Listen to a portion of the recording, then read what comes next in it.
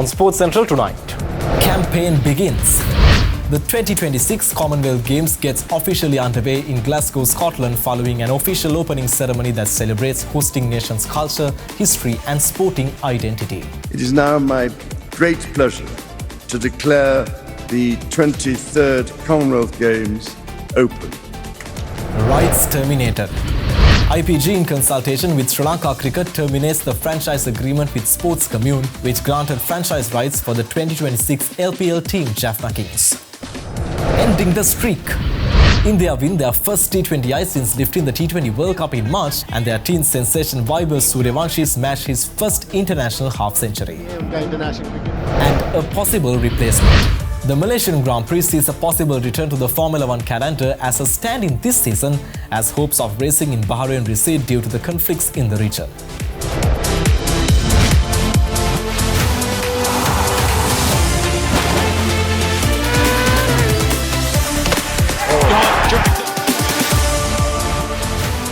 From Studio 24C, this is Sports Central. And now, here's Vinut Varnasurya. Hello and welcome to Sports Central on other Derana news channel, your go-to source to get all these sporting updates right here at home and also around the world. We start off today's edition with the updates coming in from Scotland. The 2026 Commonwealth Games are officially underway in Glasgow following an opening ceremony that celebrated Scotland's culture, history and sporting identity. Athletes from 74 nations and territories joined the Parade of Nations, with para-athlete Palitha Bandara carrying the Sri Lankan flag as the country's 40-member contingent began its campaign at the Games. The 2026 Commonwealth Games opened in Glasgow with a colourful celebration of Scottish culture, history and sport. The ceremony began with a journey across Scotland, featuring landmarks including Loch Ness, Edinburgh Castle and the Scottish Highlands, before King Charles III and Queen Camilla made their entrance at the Hydro.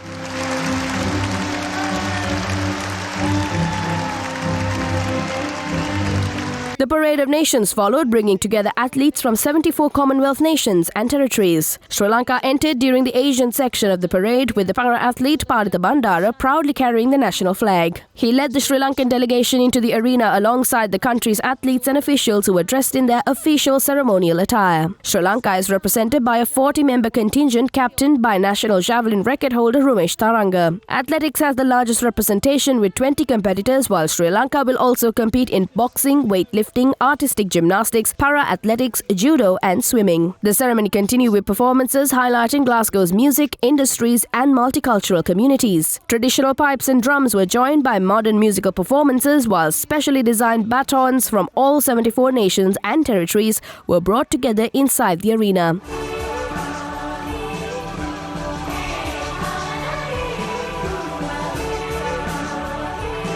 Today, an ancient language that many feared would be lost was reborn.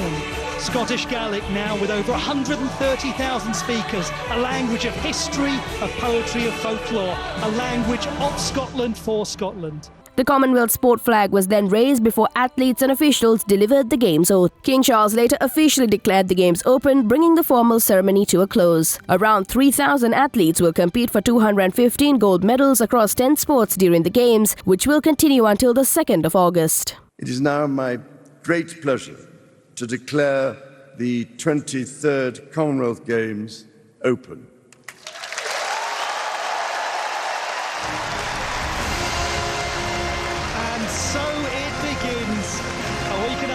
Competition covering over 200 events in 10 sports, and the athletes are waiting to get started. Innovative Production Group, also known as IPG, the tournament rights holder for the Lanka Premier League, in consultation with the Sri Lankan Cricket, has terminated the franchise agreement with Sports Commune, which granted franchise rights of the Jaffna Kings team. The termination follows the franchisee's inability to fulfill its financial obligations under the term of franchise agreement. As a result, all rights relating to the Jaffna Kings franchise have reverted to IPG, which together with Sri Lanka Cricket has assumed full operational control of the team. IPG confirms that the 6th edition of LPL will proceed as scheduled, and Jaffna Kings will continue to participate in the tournament under the same name, with no changes to the squad, tournament format or match schedule. To ensure the uninterrupted operation of the franchise, IPG and SLC have taken complete responsibility for all player, coaching staff and support staff contracts. The organisers also confirmed that all logistical arrangements for the team have been secured, ensuring the squad is intact for the tournament. They further added that approximately 90% of all player and staff payments have already been completed, with the remaining payments to be settled in accordance with the contractual commitments. IPG and Sri Lanka Cricket conveyed that they remain committed to delivering a successful 6th edition of LPL while upholding the highest standards of professionalism, integrity and transparency for players, teams, commercial partners and fans. Moving to the match updates now, Galle Gallants produced a dominant all-round performance to defeat Jaffna Kings by 60 runs in the 10th match of the Lanka Premier League, which was played at the Dambul International Cricket Stadium.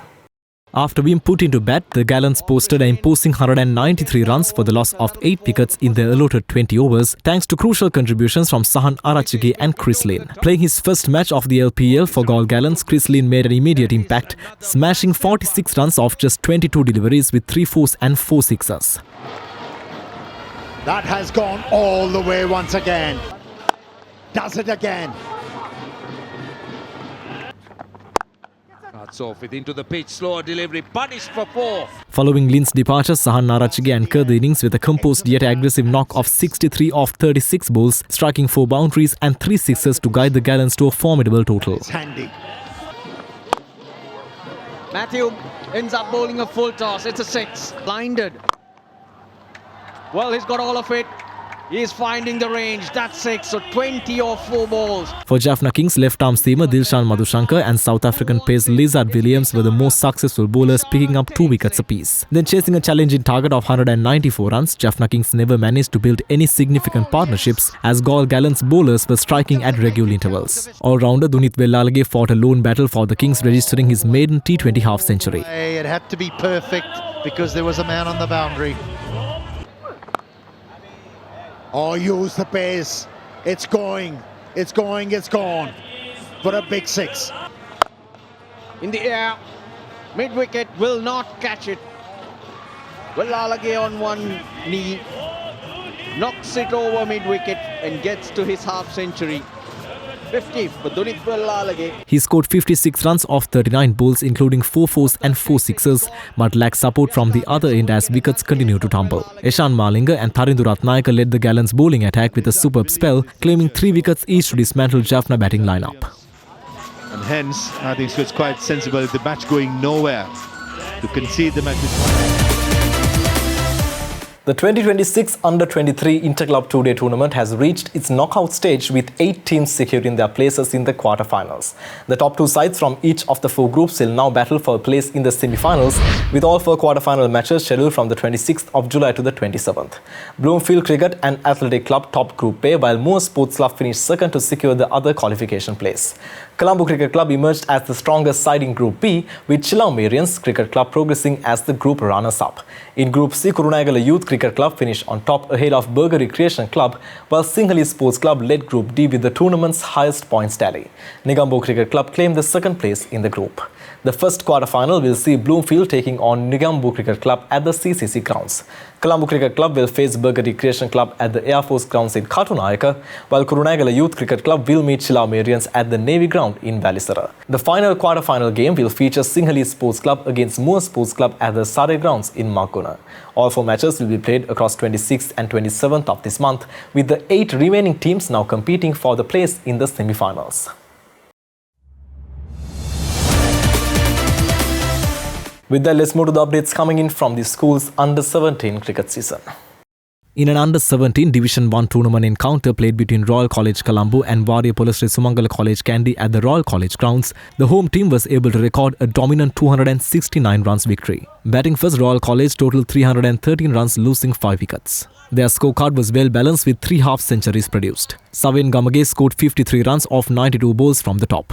His opening partner Mudit Gunasekara contributed with 30 runs. Then Dushe Nudivela came from the middle and scored 50 runs off 57 balls. He hit 3 boundaries and 2 sixes. Ranu Ranasinghe scored 35 runs off 31 balls, hitting 4 sixes. But the big innings came from Manu Dasanayake, who scored 76 runs off 47 balls and remained not out. His quick innings included 7 boundaries and 5 sixes. Down the line, Javid Pereira remained not out on 20 runs off 21 balls. The bowling attack for Sri Sumangala College was equally shared with Nisal Dilitha, Eranda Vidusara, Adipa Rajapaksha, Ravin Metmal and Amish Induvara all picking up a wicket each. Then coming to chase a target of 314 runs, Warrior Sri Sumangala College were bowled out for just 44 runs inside 18 overs. Their only double figure came off the bat of opener Ravindu Miyuranga, who scored 14 runs off 28 balls. Other than that, no other batter was able to score any runs, with 6 batters departing for ducks. The key destroyers for all college was Mahiru Kodituaku and Gagan Gamage. Gamage picked up 5 wickets for 16 runs bowling 7 overs. Kodituaku picked up 4 wickets for 18 runs bowling 7 overs. With that, Royal College was able to record a dominant 269 runs victory on their home soil. Meanwhile, in another Under-17 Division 1 encounter between Taxila Central College Horuna and Galahitiava Central College was able to record a 6 wickets victory. Batting first, Taxila Central scored 164 runs before they were bowled out in the 37th over. Their top scorer was Gavisha Sandinu, who scored 54 runs off 61 balls. His innings included 7 boundaries and 2 sixers. Other than him, Danisha Pasanka scored 22 runs off 31 balls. But no other batter was able to create any big innings. The bowling attack for Galahitiava Central College was led by Netmitha Jayasinghe, who picked up 5 wickets for 26 runs bowling 9 overs. Risika Meddam picked up 2 wickets while Ayan Sasmitha and Samitha Utpala picked up a wicket each. Then chasing a relatively easy target in a 50-over game, Galahitiava Central College reached 165 runs at the end of the 46th over. They lost only 4 wickets. Opener Risika Meddam scored 25 runs off 30 balls, hitting 4 boundaries. Then Ayan Sasmitha contributed 23 runs off 39 runs with 4 boundaries from the top. But then came a great partnership which steered the team towards victory, with Sandul Situmina and Adipa Nethaka remaining unbeaten with 44 runs and 37 runs respectively. Sandul Situmina scored his 44 runs off 102 balls, hitting 5 boundaries. Adipa Nethaka faced 74 balls for his 37 runs and also scored 5 boundaries as well. For Taxila Central College, Tisun Viraj picked up 2 wickets while Risindu Sasmitha picked up a wicket. With that, Galahitiava Central College reached the target with 6 wickets to spare and 4 overs as well. Now, following the conclusion of a successful and action-packed opening week, the Football Federation of Sri Lanka organised Super League is all set to kick off its second week tomorrow. 5 more matches are scheduled at the Sukatadasa Stadium in Colombo, and the team standings are also now active. Upcountry Lions sit at the top of the standings after recording a commanding 9-1 victory, giving them the early advantage on goal difference. Renowned Sports Club are second following a 3-0 win, while Seahawks occupy third place after beginning their campaign with a 1-0 victory. Blue Eagles and New Youngs are level on 1 point after their 1-all draw, while Colombo FC and Defenders FC are also collecting a point following a goalless result. Red Star, Ratnam and Blue Star will now look to recover after suffering defeats in their opening matches. Week 2 begins tomorrow with Blue Star SC taking on Blue Eagles SC. Colombo FC will meet New Youngs FC on Sunday before Seahawks FC face Ratnam SC on Monday. Renown SC will then take on Defenders FC on Tuesday, while league leaders Upcountry Lions meet Red Star FC in the final match of the week on Wednesday. All 5 matches will kick off at 3:30 p.m. at the Sugatadasa Stadium as the teams look to build momentum during the early stages of the competition. Sri Lanka's national table tennis team is preparing to compete at the 22nd Commonwealth Table Tennis Championships, which is scheduled to be held in New Delhi, India from the 27th of July to the 2nd of August. Ahead of the team's departure, the players and officials posed for an official photograph with the Minister of Youth Affairs and Sports Sunil Kumar Gamage at the Ministry of Sports Complex. Sri Lanka will be represented by a 13-member contingent comprising 5 male players, 5 female players and 2 coaches and 1 team manager. The championship will be staged at the Tyagaraja Stadium in New Delhi, with leading table tennis players from more than 35 Commonwealth nations expected to participate. Several other Sri Lankan sporting teams that are also scheduled to participate in separate competitions in India also attended the gathering and posed for official photographs with the sports minister. The Commonwealth Table Tennis Championships will provide the Sri Lankan players with an opportunity to compete against strong international opposition and gain valuable experience at a major regional event. However, the New Delhi tournament is not part of the 2026 Commonwealth Games, which is currently underway in Glasgow. Table tennis and para-table tennis were not included in the reduced sports program for the Glasgow Games. A short commercial break, more sporting action coming right after this. Stay tuned.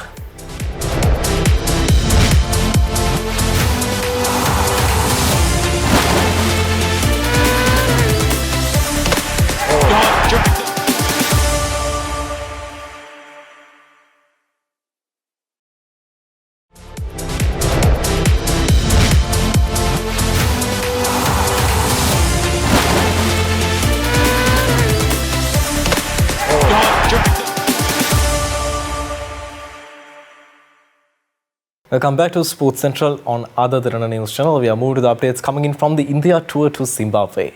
Now, India won their first T20I since lifting the T20 World Cup in March, and their teen sensation Vaibhav Suryavanshi smashed his first international half-century of just 18 balls in a successful start to their short series against Zimbabwe. Batting first, Zimbabwe were restricted to 125 runs for the loss of 7 wickets inside the allotted 20 overs. They did not get a strong start at Brian Bennett, Ben Karan, Dion Myers and Sikandar Rasa all departing for cheap figures. But then came two partnerships between Ryan Burl and Wesley Madawere. Burl scored 26 runs off 35 balls, hitting a 6 and a boundary. But it was not aggressive enough for a T20I game. Wesley Madawere scored 39 runs off 34 balls, hitting 3 boundaries and a 6. Then came another key contribution from Tadivanashe Marumani, who scored 27 runs off 20 balls. He hit 2 boundaries and a 6. But the Indian bowlers always made sure pressure is applied and constant wickets were down. The bowling attack was led by Mayank Yadav, who picked up 2 wickets for just 18 runs bowling his 4 overs. His economy was impressive 4.5. But he was closely followed by Prince Yadav, who picked up 2 wickets as well for 19 runs off his 4 overs. He had an economy of 4.75. Shivam Dubey and Ravi Bishnoi contributed with a wicket apiece. With that, at the end of the 20 overs, Zimbabwe restricted to 125 runs. Then coming to chase an easy target of 126 runs in a T20I game, India got a quick start. However, Abhishek Sharma left in the second over cheaply. But then came a great partnership between youngster Vaibhav Suryavanshi and Ishan Kishan. Suryavanshi went on to show his talent as he scored a brilliant half-century of just 19 balls. The youngster hit 4 boundaries and 4 sixers each. Ishan Kishan on the other side scored 35 runs off 25 balls with 3 boundaries and 2 sixers. Those two batsmen laid the foundation perfectly for India's victory. Shreyas Iyer sarpanch साहब की कप्तानी में भारत को पहली T20 international जीत मिल चुकी है प्रभु। के बाद वो लय टूटी है। Moving to the football transfer updates now, Liverpool manager Andoni Raiola says the Premier League club have a few areas that need to be strengthened in the transfer market after losing key players and suffering injury setbacks. Mohamed Salah and Andrew Robertson's departures have also left Liverpool with a dearth of experience in their squad. Liverpool have signed Jeremy Jacquet and Victor Munoz, but lost Mohamed Salah, Andy Robertson and Ibrahima Konate, while Hugo Ekitike, Conor Bradley and Giovanni Leoni are sidelined through injury. Goalkeeper Alisson is another veteran whose future at Anfield is uncertain, but Iraola said he was keen to keep the Brazil international. No, I think it's difficult to say a number when the market is open. And you have to be always open to new options to improve the squad.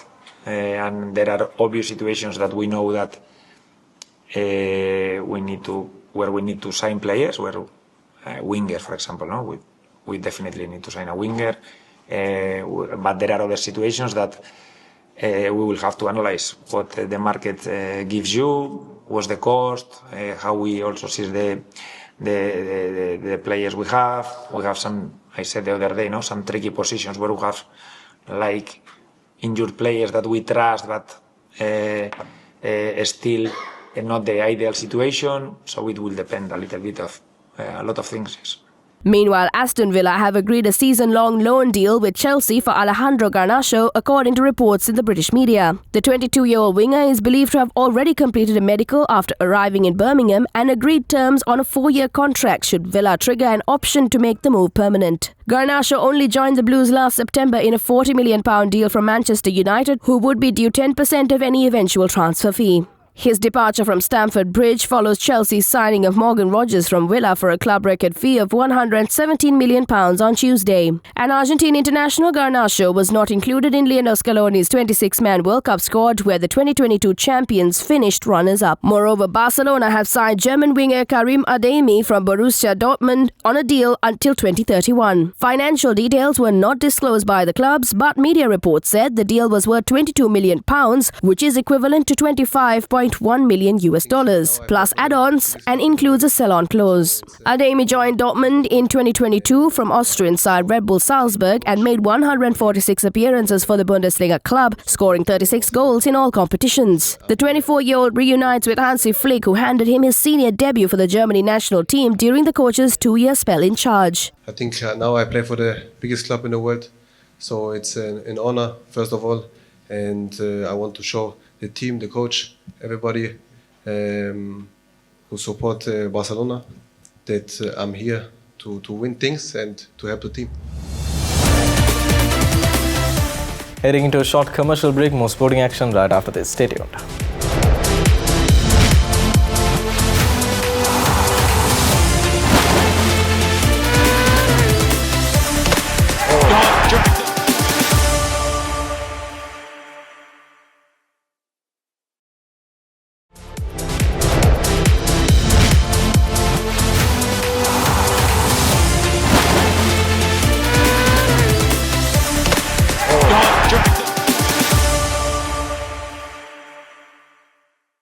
Welcome back to Sports Central. On Other Derana News Channel, we have some interesting developments coming in from the Formula One circuit. The Malaysian Grand Prix could return to the Formula One calendar as a stand-in this season as hopes of racing in Bahrain recede due to the conflicts in the region. April Grand Prix, Sakhir Bahrain and Jeddah, Saudi Arabia were both called off due to the Iran war, but attempts to reschedule a round in Bahrain had looked promising until the situation flared up again. Multiple sources at the Hungarian Grand Prix said there were a number of replacement options being looked at with nothing decided, but Malaysia's Sepang circuit was one of those on the list. A likely slot would be between Baku on the 26th of September and Singapore on the 11th of October. Malaysia's Youth and Sports Minister Muhammad Taufik Johari confirmed on Friday the country was being considered as a replacement host, citing information received by the ministry and Prime Minister Anwar Ibrahim. The ministry was carrying out detailed discussions and studies on the matter, Muhammad Taufik said in a statement, adding that any further developments would be announced once finalized. Malaysia last hosted a Formula One Grand Prix in 2017, but has remained on the MotoGP calendar and is of the grade required by governing body the FIA. Sources reported in 2024 that state oil company Petronas, a partner of current Formula One leaders Mercedes, was planning to bring the race back to the country in 2026. Another alternative in the Asia region was Japan's Suzuka circuit, but one source said there was less appetite from teams to return there for a second time this season. The Middle East is due to host this year's last two races in Qatar and Abu Dhabi in late November and early December, and while they remain scheduled at present, there is lingering uncertainty. For logistical reasons, any decision on a replacement for Bahrain would need to be taken before the August break, which follows Sunday's race at the Hungaroring. The FIA's World Motorsport Council is due to vote this weekend on postponed World Endurance Championship rounds scheduled for Bahrain and Qatar in October and November, with the expectations that they will be moved to European circuits. Formula One is understood to be awaiting the outcome of that vote. And with that, we come to the end of our final bulletin for this week on Other Derana News Channel. We'll see you again on Monday with all the action coming in from the weekend. Senji Danana Kari standing by next on World News Tonight. With that, I'm wishing you a great weekend ahead.